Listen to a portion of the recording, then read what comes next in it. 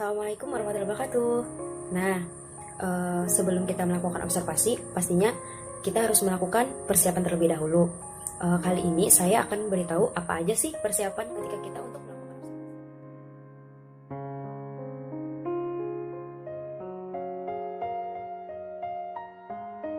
Yang pertama, menetapkan maksud dan tujuan observasi, yaitu tujuannya itu harus jelas ketika kita ingin melakukan observasi. Yang kedua, menetapkan landasan teoretik, artinya kita harus mencari terlebih dahulu teori yang berkaitan dengan apa yang ingin kita observasi. Ketiga, menentukan jenis data yang akan diambil. Yang keempat, menetapkan cara pengolahan data dan interpretasi data. Yang kelima, menentukan cara pengambilan data. Nah, menentukan cara pengambilan data ini mau di checklist atau mau dengan di record atau pencatatan harian, itu terserah observernya. Terus menetapkan subjek. Nah, yang terakhir menetapkan teknik pencatatan data. Kemudian lanjut pada tahap pelaksanaan atau pengambilan data. Yang pertama, sumber daya. Nah, sumber daya di sini ialah orang yang akan kita observasi. Terus yang kedua, tingkah laku apa yang boleh dilakukan observer dalam setting observasi. Jadi tingkah laku apa aja yang boleh kita observasi. Yang ketiga, melakukan observasi itu. Yang keempat, etika profesional dan kerahasiaan. Jadi kita sangat dituntut untuk beretika ketika melakukan observasi, yaitu untuk selalu menjaga kesopanan dan kerahasiaan data. Selanjutnya yaitu kendala-kendala yang ada dalam observasi. Yang pertama ialah halo effect. Observer membuat generalisasi kesan. Apabila kesan pertama positif, maka semua menjadi positif. Apabila kesan pertama negatif, maka semua menjadi negatif. Contohnya seperti yang kita ketahui, yaitu first impression. Nah, dimana ketika kita melihat seseorang, pasti kita memiliki kesan pertamanya kan. Apakah orang itu terlihat baik, maka setelahnya itu pasti kita akan menilai orang itu baik. Jadi tantangan buat observer ini ialah untuk bersikap netral. Yang kedua yaitu refleksi observer. Struktur kepribadian observer tercermin dalam hasil observasi, misalnya pengaruh pengalaman emosional. Nah, ketika si observer ini mengobservasi, maka dia melihat ada tingkah laku yang mungkin pernah dialami oleh si observer tadi. Alhasil ketika dia menuliskan hasil observasinya, dia berpatokan pada pengalaman yang pernah ia alami. Yang ketiga, generosity effect atau leniency effect, yaitu observer cenderung berbuat baik dalam situasi yang meragukan, sehingga cenderung memberikan penilaian yang merugikan atau menguntungkan. Dalam artian di sini ialah observer ini terlalu positive thinking. Jadi ketika dia melihat tingkah laku orang yang diobservasinya itu mirip-mirip, maka dia menyamakan. Nah, yang keempat ada severity error, yaitu observer cenderung memberikan penilaian yang rendah untuk semua observee.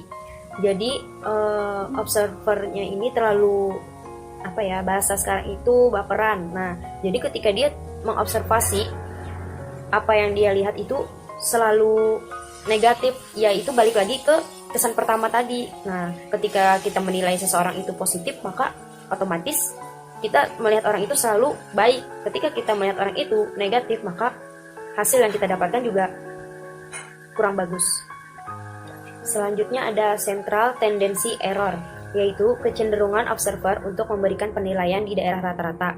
Hal ini mengakibatkan observer underestimate terhadap tingkah laku yang berlebihan atau intensitasnya tinggi, dan overestimate terhadap tingkah laku yang kekurangan atau intensitasnya rendah. Yaitu observer ini memberikan nilai rata-rata karena tidak berani mengungkapkan. Dia menuliskan hasil observasinya tersebut dengan nilai yang rata-rata. Alhasil observasinya ini udah pasti gagal. Kenapa gagal? Karena yang dituliskannya ialah nilai rata-rata, bukan nilai apa yang sebenarnya dia lihat. Terus ada carry over effect, yaitu observer tidak bisa memisahkan satu gejala dengan gejala yang lain. Bila gejala yang satu positif, maka gejala yang lain positif pula. Yang mana si observer ini bingung atau ragu ketika dia melihat tingkah laku yang terdapat pada si observee tadi. Baik, saya akan melanjutkan kendala observasi bersumber dari observer. Selanjutnya ada primacy effect. Observer membiarkan kesan pertama memberikan efek penyimpangan atau distorsi bagi kesan-kesan selanjutnya atau penilaian selanjutnya. Jadi di sini orang yang mengobservasi itu membiarkan kesan pertama apa sih yang muncul dan memberikan efek penyimpangan bagi kesan-kesan selanjutnya atau bagi penilaian selanjutnya. Terus ada personal teori. Observer mencocokkan observasi pada asumsi-asumsi teoritis personal yang dimilikinya. Jadi di sini orang yang mengobservasi itu mencocokkan nih atau menyamakan observasinya pada pendapat-pendapat teoritis dirinya yang sudah dimiliki sebelumnya. Terus ada personal values. Observer mencocokkan observasi pada harapan-harapan, nilai-nilai, dan minat-minat pribadi. Selanjutnya ada logical error. Observer membuat penilaian yang sama terhadap trait yang tampak secara logis berkaitan. Jadi di sini trait itu juga bisa dibilang paradigma psikologi kepribadian. Jadi di sini orang yang mengobservasi itu membuat nih penilaian yang sama terhadap paradigma psikologi kepribadian yang tampak secara logis berkaitan. Terus ada contrast error. Observer menilai trait yang spesifik pada seseorang berbeda atau bertolak belakang dengan trait yang dimiliki orang tersebut secara aktual. Jadi di sini orang yang mengobservasi itu menilai secara khusus, yang dinilai secara khususnya itu paradigma psikologi kepribadian berbeda atau bertolak belakang dengan paradigma psikologi kepribadian yang dimiliki orang tersebut secara aktual atau secara nyata atau secara jelas. Terus ada proximity error. Observer menilai dua trait atau lebih sebagai trait yang sama karena format penilaian menempatkan kedua atau lebih trait tersebut dalam waktu atau ruang yang sama bersamaannya. Terus personal effect, yaitu karakteristik personal observer, misalnya usia, jenis kelamin, ras, dan status memengaruhi perilaku anak yang diobservasi. Jadi sifat khas personal observer atau sifat khas seseorang yang mengobservasi yang seperti saya jelaskan tadi itu memengaruhi perilaku anak yang diobservasi. Selanjutnya ada observer drift. Sepanjang waktu observer mengubah kriteria untuk penilaian mengenai ada atau tidaknya perilaku yang dimaksud karena adanya faktor kelelahan atau variabel yang lain. Jadi sepanjang waktu ketika seseorang itu mengobservasi, dia mengubah kriteria untuk penilaian mengenai ada atau tidaknya perilaku yang dimaksud karena ya tadi ada beberapa faktor atau faktor kelelahan seperti itu. Terus ada expectancy effect. Harapan observer memengaruhi apa yang ia catat atau observer mengharapkan sesuatu terjadi dan mengomunikasikan harapan tersebut kepada observi. Jadi di sini orang yang mengobservasi itu memberikan harapan supaya memengaruhi apa yang ia catat, atau observer atau orang yang mengobservasi itu mengharapkan sesuatu terjadi dan mengomunikasikan atau membicarakan harapan tersebut kepada observi atau kepada orang yang kita observasi. Selanjutnya, observer reactivity mengubah pencatatan tingkah laku ketika observi menyadari bahwa dirinya sedang diamati. Hal ini tidak boleh dilakukan. Jadi, ketika observi menyadari bahwa dirinya sedang diamati, maka observer jangan bereaksi apapun. Bersikaplah seolah-olah tidak terjadi apa-apa. Sensitivity and awareness. Jadi, observer kehilangan kepekaan dan kesadaran apa yang ia amati, meskipun dia meyakini bahwa dia itu memiliki skill observasi yang baik. Jadi, seorang observer yang sudah expert pun bisa saja melakukan kesalahan. Oleh sebab itu, perlu adanya kesiapan dalam melakukan observasi. Ada fatigue illness and discomfort. Jadi, observer itu merasa kelelahan, sakit, ketidaknyamanan fisik, dan gangguan psikologis yang dapat mengganggu atau membuat observer tidak konsentrasi dan terlibat secara penuh dalam kegiatan observasi, sehingga catatan yang dihasilkan itu buruk. Jadi, sebelum melakukan observasi, haruslah benar-benar dipastikan kesehatan dan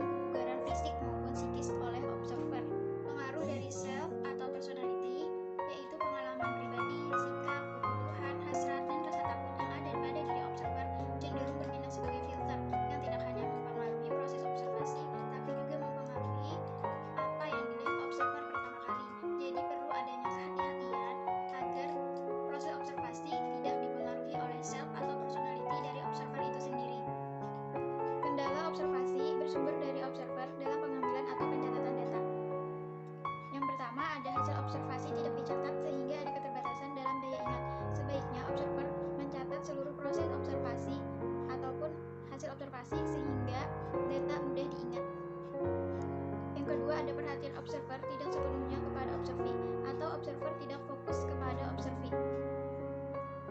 Yang ketiga ada salah dalam menandai format pencatatan. Yang terakhir ada mencatat hasil observasi dalam bahasa yang sulit dimengerti.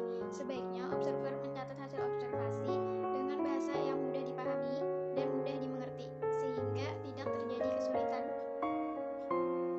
Kendala observasi yang bersumber dari sistem kode, setting, skala, dan instrumen. Yang pertama ada unrepresentative behavioral setting.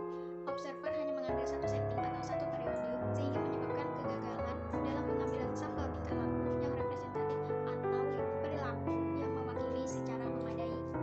Kedua ada coding complexity, jadi observer tidak mampu menggunakan kode-kode secara akurat karena di dalam alat ukur atau instrumen terdapat banyak sekali kategori dalam sistem coding yang dipakai.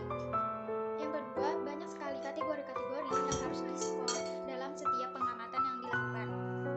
Dan yang terakhir, yaitu terlalu banyak observee yang harus diamati dalam satu kali sesi observasi.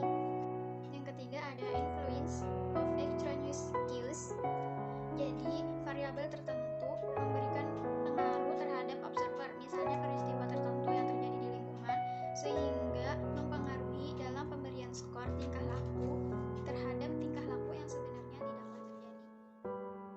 Baik, selanjutnya saya akan melanjutkan materi tentang kendala dalam observasi yang bersumber dari setting, sistem kode, skala, dan instrumen. Rating scale merupakan kendala dalam observasi yang dilakukan observer karena menggunakan kategori yang terlalu umum yang tidak sesuai untuk mengklasifikasikan tingkah laku, sehingga kehilangan perbedaan-perbedaan halus. Mechanical instrument merupakan kendala dalam observasi yang dilakukan observer karena kegagalan dalam menggunakan alat mekanik untuk pengolahan data yang diobservasi. Contohnya itu seperti stopwatch, memoto, atau video, dan sebagainya. Selanjutnya kendala dalam observasi yang dilakukan oleh observee. Yang pertama itu adalah Hawthorne effect. Hawthorne effect ini di mana observee ini merasa dirinya diamati, dia menyadari bahwa dia sedang diobservasi, sehingga observee ini menimbulkan tingkah laku yang tidak sesuai dengan apa adanya, sehingga dia menimbulkan perilaku-perilaku yang seolah-olah dibuat-buatnya. Yang kedua adalah chill reactivity, di mana tingkah laku observee berubah sebagai akibat dari pengetahuan bahwa dirinya sedang diobservasi. Jadi observee ini mengetahui bahwa dirinya sedang diobservasi, sehingga dia menimbulkan perubahan tingkah laku. Yang ketiga adalah role selection, di mana observee mengadopsi perilaku tertentu sebagai akibat dari pengetahuannya bahwa dirinya sedang diamati. Jadi si observee ini mengadopsi dari beberapa tingkah laku yang pernah dia lihat atau yang pernah dia lihat di TV atau lingkungan sekitarnya. Yang karena dia merasa dirinya sedang diamati, maka dia akan memberikan perilaku yang terbaik. Yang keempat adalah measurement becomes an agent of change, di mana observee melakukan perubahan sikap yang sangat berlebihan atau signifikan sebagai akibat dari tingkah laku yang diukur dan diamati. Yang kelima, yang terakhir adalah response set, di mana di sini observer memberikan respon atas tanda-tanda yang diberikan oleh observer kepada observee. Jadi di sini observee memberikan respon-respon dari stimulus-stimulus yang telah diberikan oleh observer. Selanjutnya adalah kompetensi observer. Yang pertama itu atensi dan konsentrasi yang baik. Artinya di sini observer dituntut untuk berkonsentrasi yang baik, karena kalau observer tidak fokus terhadap observee, maka biasanya bisa saja terjadi bias-bias dalam observasi. Yang kedua, observer harus menguasai teknik pencatatan observasi.